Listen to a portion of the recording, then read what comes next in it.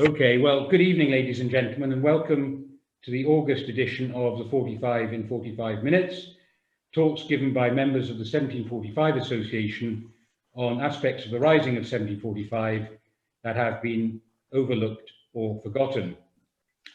Tonight's speaker, Paul O'Keefe, is author of Culloden, Battle and Aftermath, published earlier this year to general critical acclaim, which looks at, among other subjects, the way the Hanoverians celebrated their victory over the Jacobites. Nothing captures the spirit of an age more than its songs and music. The Jacobite spirit of 1745 is captured in songs composed both during the Rising itself and songs composed afterwards in retrospect, many of them have given new life by our own troubadour, Charlie Zam. But what about the Hanoverian side? Curiously, notwithstanding the fact that they were the victors, fewer of their songs and music have endured and are popular today. So tonight's talk, which will look at the high and low culture of music on the Hanoverian side, will shed light on a generally forgotten and neglected aspect of the Rising of 45. And who better to tell it than Paul O'Keefe, art historian, lecturer and writer, author of biographies of Wynne Lewis, Henry Gaudier-Bresker and Benjamin Robert Hayden. He's also written books on Waterloo, The Aftermath in 2014, Culloden, Battle and Aftermath published this year, and a forthcoming book on Trafalgar, The Aftermath. So it is my great pleasure to welcome to speak to us this evening on the subject of soundtrack to insurrection, high and low culture of the 45, Mr. Paul O'Keefe. Thank you, Mike. I'd like to take issue with Mike there about the Hanoverian tunes being somewhat neglected and unknown today. One notable exception: 4 days after news of Cope's defeat at Creston Pans arrived in London, what was to become the National Anthem was first performed. It was first performed at the Theatre Royal in Drury Lane, and the next night at the Theatre Royal in Covent Garden, and subsequently it would end every performance given at both theatres. The musical arrangement was by Thomas Arne, the composer of Rule Britannia, although the air has been attributed to Henry Purcell. It was first performed in September 1745. And we have a letter from Benjamin Victor to David Garrick, written from London on the 10th of October 1745, in which he says, "The stage at both houses is the most pious as well as the most loyal place in the three kingdoms. 20 men appear at the end of every play, and one, stepping forward from the rest with uplifted hands and eyes, begins singing the very words and music of an old anthem that was sung originally in the 1680s at St. James's Chapel to King James II, when the Prince of Orange was landed to deliver us all from popery and slavery, which, thank God, in his goodness, he has graciously pleased to spare us." So here was a case of cultural appropriation. A Jacobite song, a Jacobite air, reappropriated and stolen for the Hanoverian cause. And it was here, as you see, as it was first published in the Gentleman's Magazine of October 1745, a song for two voices. O Lord our God, arise, scatter his enemies and make them fall. Confound their politics, frustrate their knavish tricks. On him our hopes we fix. O save us all. Over the following months, there were many variants. Most of these were published in the newspapers of the time. Everybody wanting to add a witty verse. The most famous of these variants is that which goes, O grant that Marshal Wade may by thy gracious aid victory bring. May he sedition hush and like a torrent rush, rebellious Scots to crush, and the French king. Now, I was very disappointed in researching my book and researching this section. I was unable to find any contemporary reference whatsoever to this one verse. Now, I assume that it may have been sung in the streets and recorded in private journals, but it was never published in the popular press.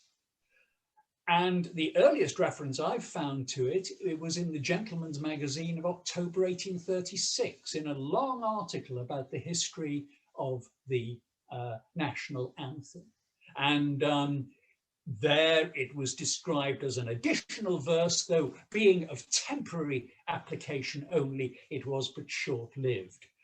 Temporary application only being about rebellion in Scotland. So, the National Anthem. During this period, there were lots of attempts to catch the popular mood and to raise morale, most notably by the Hanoverian composer George Frederick Handel. And coinciding with the siege and surrender of Carlisle to Jacobite forces between 13 and 15th of November 1745, he wrote, and it was first performed at the Theatre Royal, Drury Lane, a patriotic song called "Stand Round My Brave Boys," and it was described as a chorus song. And here's the interesting thing. It was music by George Frederick Handel to words by John Lockman, and it was written for the gentlemen volunteers that were raised by the merchants of the City of London. And as I say, it was given its first performance at the Theatre Royal, Drury Lane on the 14th of November, 1745, actually during the occupation of Carlisle by Jacobite forces. And it was intended to raise morale, certainly raising morale of the gentlemen volunteers raised by the city merchants. It was greeted at the Theatre Royal with universal applause and repeated the following evening by particular desire. And the fourth verse gives us a hint of just what the City of London merchants hoped for from the militia they had raised. They hoped that this militia would help to crush the rebellion. "We'll rush on the foe," goes the song. "We'll rush on the foe and deal death in each blow, till conquest and honour crown all. Then," here's the commercial bit, "then commerce once more shall bring wealth to our shore, and plenty and peace bless the isle. The peasant shall quaff off his bowl with a laugh, and reap the sweet fruits of his toil." It actually finishes rather touchingly as the young shepherdess welcomes her soldier back from the war, and coy Phyllis shall burn at her soldier's return and bless the brave youth in her arms.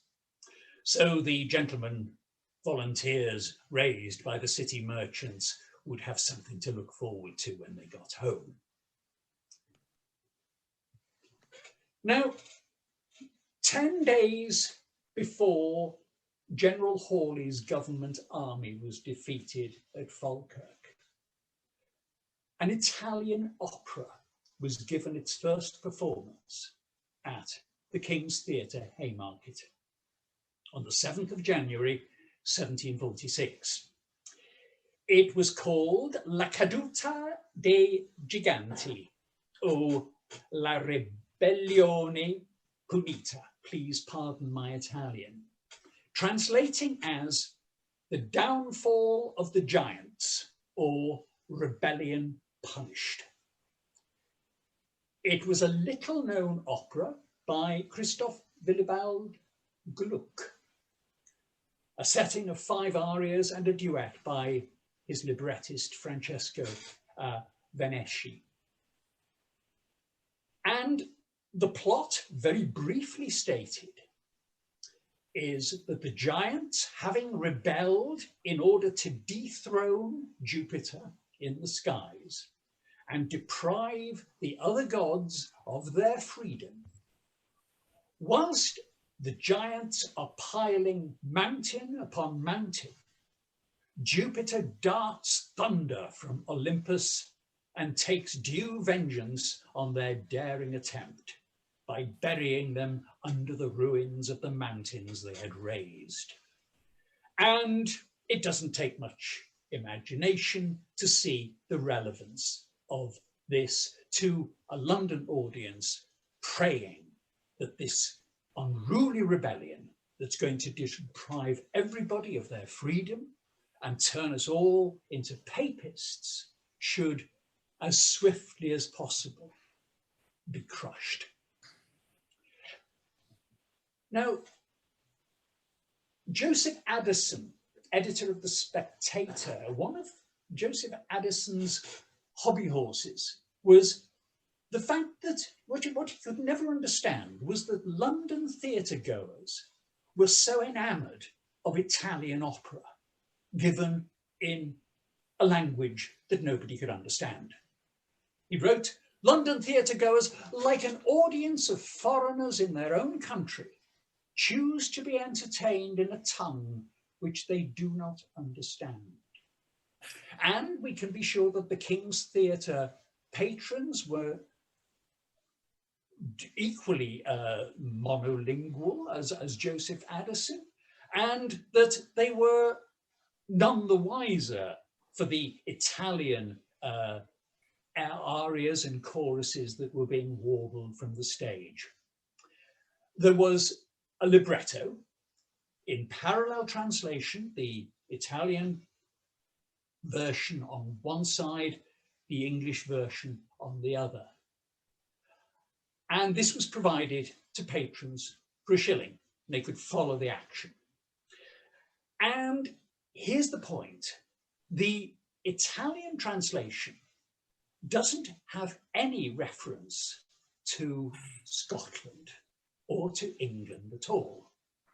And if you look at the left-hand side of the translation, the Italian version, roughly translated, means there is no perfect pleasure, no grandeur, no honour without freedom. And there the opera finishes. But if they were looking and following the Italian on the English translation side of the page, they would have got what follows. "Hail liberty! Without thy charms, the brightest regions are unblessed. Oh, keep thine Albion from alarms and lull her pangs to balmy rest."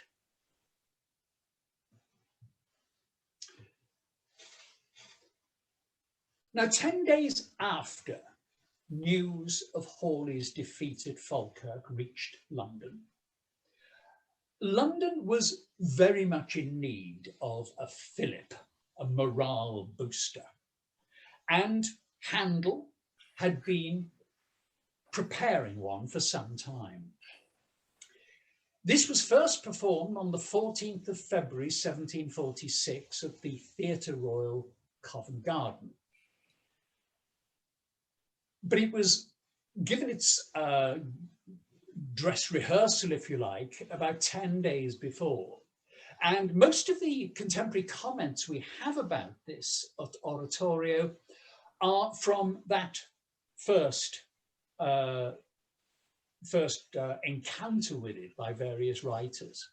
And a man called Charles Jennens described this as a triumph for a victory not yet gained. And if the Duke of Cumberland does not make haste, it may not be gained at the time of its first performance, which indeed it wasn't. It was called an occasional oratorio, by which I take it to mean that it was, it didn't really have any subject apart from just a morale booster. It wasn't an oratorio celebrating the victory of so-and-so. It was, according to one person who listened to the performance, the rehearsal, said it was the libretto is expressive of the rebels' flight and our pursuit of them. And there is absolutely no doubt where Handel's sympathies lie. He, after all, was a Hanoverian composer, a native of Hanover, as was the king. May God, from whom all mercies spring, bless the true church and save the king. And then it goes on, the sword that's drawn in virtue's cause to guard our country and its laws, friend, parent, children dear, to guide its edge we heaven invoke. Rebellion falls beneath the stroke, and joy succeeds the fear. Millions unborn shall bless the hand that gave deliverance to the land. So there you have the occasional oratorio by Handel. Incidentally, the whole idea of an oratorio in London at this time, Handel's oratorios, were extremely popular. These were not in Italian. Only Italian opera was in Italian. Oratorio was, technically speaking, not opera at all. It was unstaged. And therefore it was known as oratorio. And all Handel's oratorios, like the most famous being the Messiah, were written in English and performed in English. We'll see later on in the talk how later oratorios by Handel responded to this crisis, this insurrection. But the occasional oratorio ended with the words and music of Zadok the priest, composed by Handel for George II's coronation in 1727. Handel was a great user of his own stuff. If it had a good tune, as Zadok the priest obviously did, he used it again and again and again, and he would insert it into whatever suited him, wherever there was a gap. So the occasional oratorio finishes with the words, "Blessed are all they that fear the Lord. God save the King. Long live the King. May the King live forever. Hallelujah. Amen."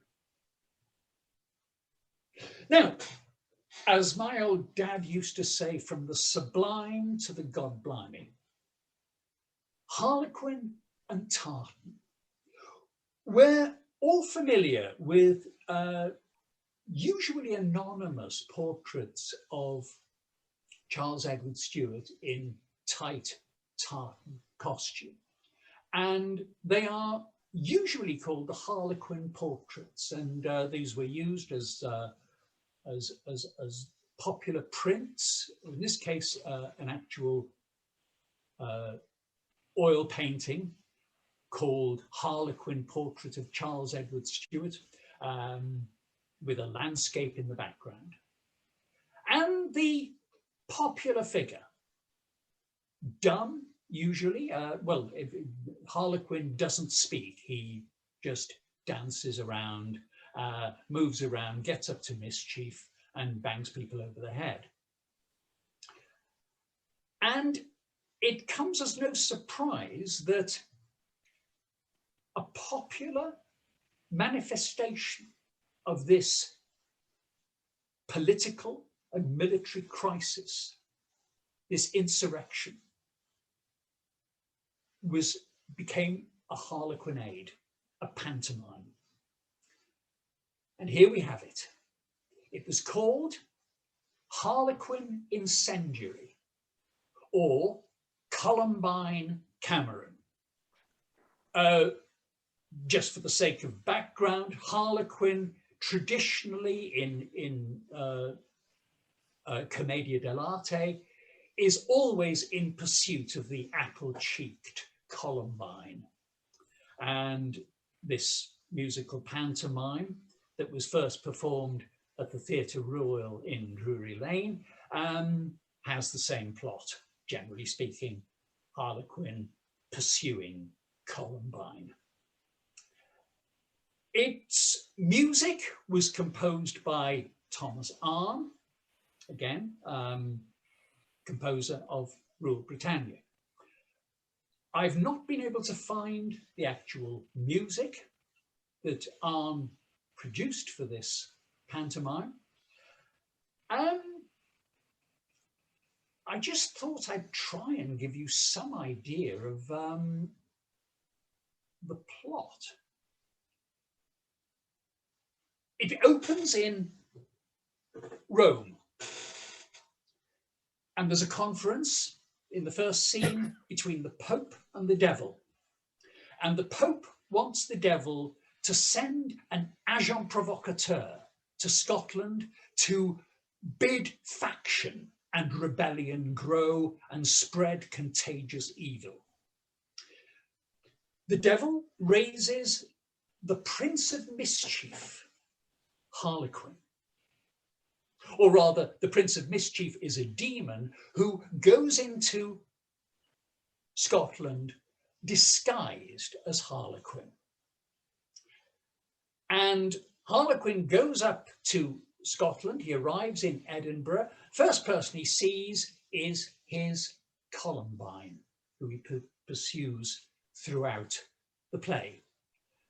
Columbine's surname is Cameron, and she is based on Jenny Cameron, the scandalous Jenny Cameron, who was supposed to be the Pretender's mistress. Columbine is a flighty piece, and she is constantly leading men on. She has 3 suitors, one of whom is a beau, a fashionable young man. The other is a miser, and the other is a Highlander. And Harlequin goes out of his way to scotch these 3 relationships by magic. He turns the beau into a swineherd in a pig pen.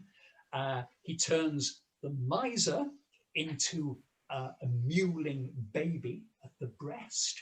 And the Highlander is invited to an assignation in a brothel, only for the brothel to burst into flames, and he gets drenched by a fire engine.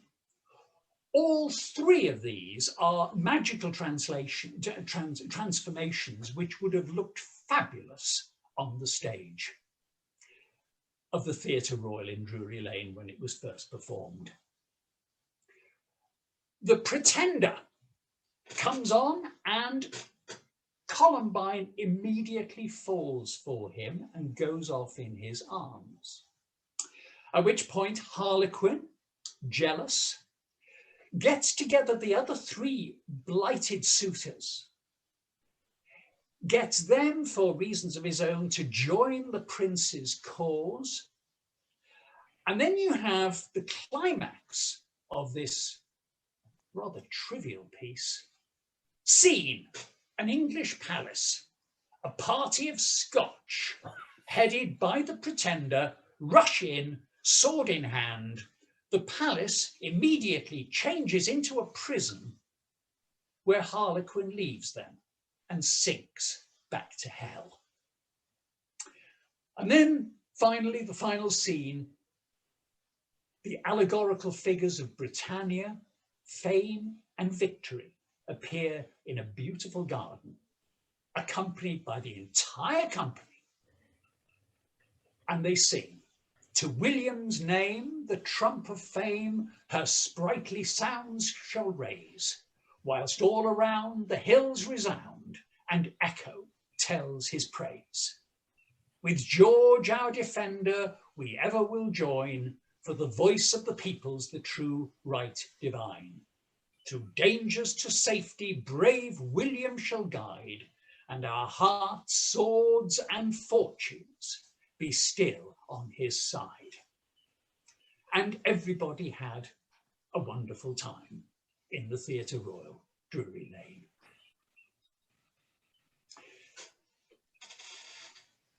Now, 16 days before the Battle of Culloden, a slightly more elevated entertainment was performed in a theatre in Clerkenwell, the New Wells Theatre. It was an allegorical masque called Britannia Ready, Britannia Revived, or Courage and Liberty. And it was first performed on the 31st of March, 1746, as I said, 16 days before the Battle of Culloden. And obviously the London public was in need of a morale booster. And it was described and advertised as a new entertainment of music. Now, if you look up Britannia Ready, you'll find it described as a long poem by John Dryden, written and published in 1688 in celebration of the birth of the Prince of Wales, later King James III and VIII. So here again, you have another example of cultural appropriation. A poem, long poem by Dryden, in celebration of the Stuart lineage, being used as a title for a masque, an allegorical masque about courage and liberty and about the suppression of rebellion by the Hanoverian regime. So this celebration of Hanoverian power culminated in a tableau presenting the genius of England enthroned and rebellion dragged in chains before her by the figure of courage. The figure of courage, sung and performed by Mr. Brett. The figure of rebellion, sung and performed by, well, sung by nobody really. It's a non-speaking role. All the figure of rebellion needs to do is to be dragged on the stage and thrown down in chains in front of the spirit of England. And liberty was sung by Miss Lincoln and the genius of England by Miss Vaux.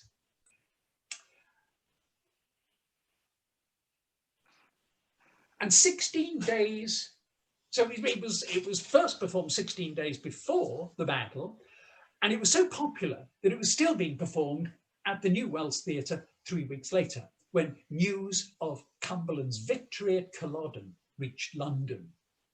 And one of my favourite clippings I came across was from a London paper.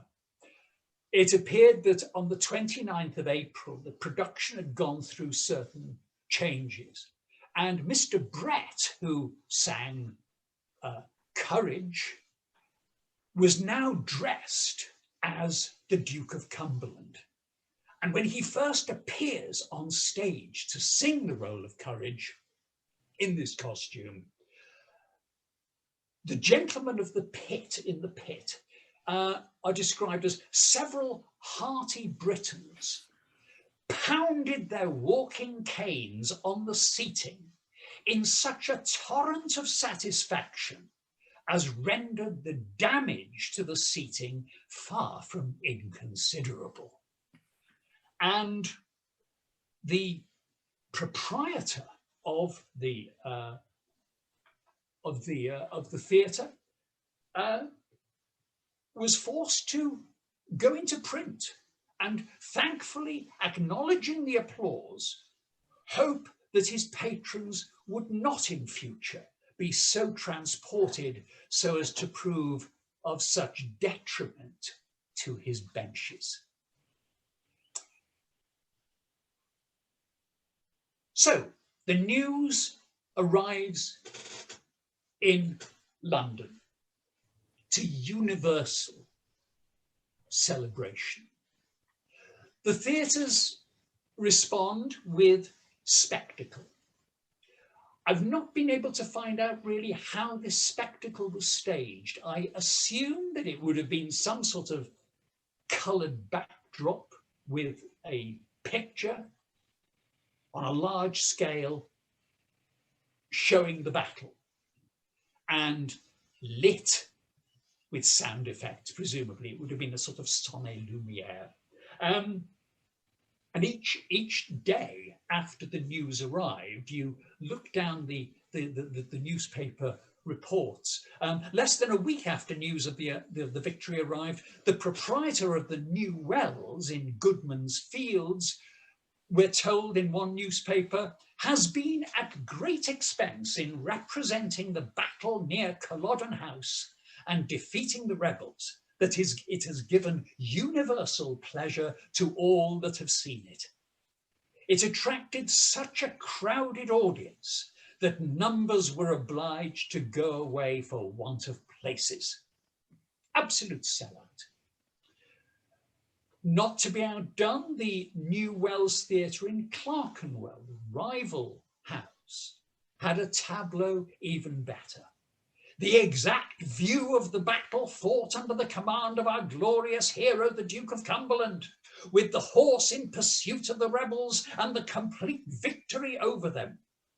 The proprietor claimed such universal applause from crowded audiences, as everyone is pleased to say it is done far beyond all other trifling attempts. No other theatre having a stage sufficient to show such a distance of the hills, the river Spey, and the number of horse and foot that must be engaged in the battle and in pursuit of the rebels. You really do get the impression of an 18th century version of Cinerama. Sadler's Wells opened their spectacle 5 days later, and the management defended this delay by saying that it was impossible to do justice to an affair of this consequence without sufficient deliberation, and hoping that every person of judgment will excuse its being a while deferred. Audiences were promised every particular incident corresponding with the latest intelligence of a furious battle presented and executed with the greatest vigour that a stage is capable of, and rival efforts in other theatres exhibited dismissed as little irregular skirmishes by comparison.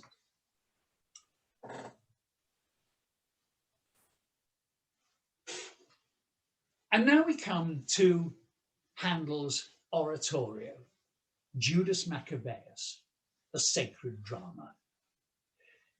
Now, it has now been, it is generally thought of as being in celebration of the Duke of Cumberland's victory at Culloden. It was in fact first performed on the 1st of April, 1747, just a fortnight short of the first anniversary of the battle. And like many of Handel's oratorios at this time, and I'm thinking of oratorios like Deborah, Israel in Egypt, Samson and Joshua, all of these feature librettos based on Old Testament scriptural narratives about the Israelites' struggles against their various oppressors, be they Canaanite, Egyptian, Philistine in the case of Samson. And in this case, in the case of Judas Maccabeus, the battles against Sumerian and Syrian enemies.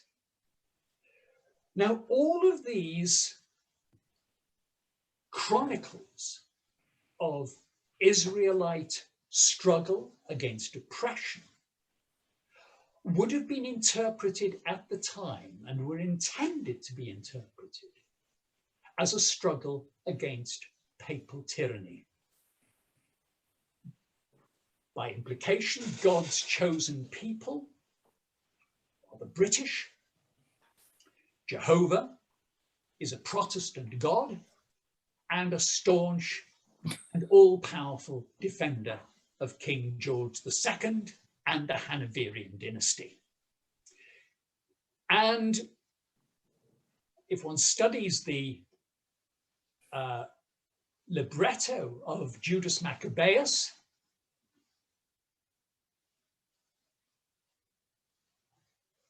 we have clear references to what I take to be the carnage of Culloden. In Act 2, the victorious Jewish general is described as pursuing his enemies through hills of carnage and a sea of blood. The librettist was a Reverend Thomas Morrill, and he claimed that for this libretto, for Judas Maccabeus, he had introduced several incidents, even more apropos, into his text, but it was thought that they would make it too long. So we can only assume that his original intention was to insert far more references that would have been recognised by a London audience as referring to the suppression of the Jacobite insurrection.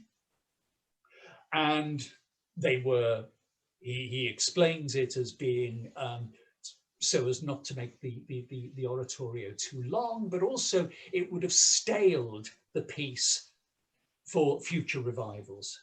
So it makes it a little more timeless, not to have too specific reference to Culloden. The libretto was dedicated to the Duke of Cumberland, and on the title page, Prince William, Duke of Cumberland, this faint portraiture of the Jewish general, of a truly wise, valiant and virtuous commander, as to the possessor of the like noble qualities, is with most profound respect and veneration inscribed by His Royal Highness's most obedient and most devoted servant.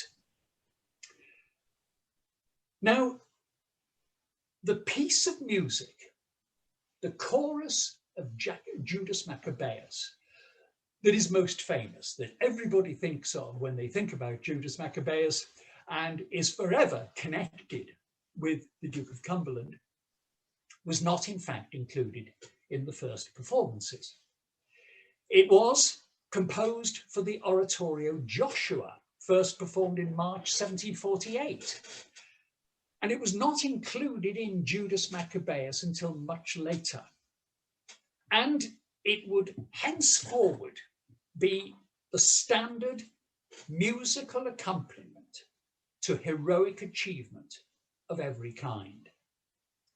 In 1773, following General William Dalrymple's capture of the island of St. Vincent for the crown, someone suggested that whenever His Excellency is pleased to walk out, he ought to be preceded by post horns sounding out the tune of "See the Conquering Hero Comes." In 1775, it greeted General Thomas Gage's return to London following the battles of Lexington, Concord, and Bunker Hill. It was played in February 1779 when a naval court-martial acquitted Admiral Augustus Keppel of misconduct and neglect of duty. It sounded in Admiral Rodney's ears as he was presented with the Freedom of Huntingdon for beating the French at the Battle of the Saints in 1782.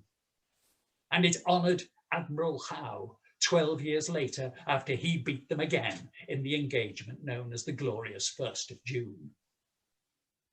Following his bare-knuckle match against Sam Martin in the summer of 1787, the prize fighter Dan Mendoza was brought in triumph all the way from Barnet to Leadenhall Street, attended by those who had witnessed the dreadful conflict with lighted torches and martial music, the principal voices resounding in full chorus, "See the conquering hero comes."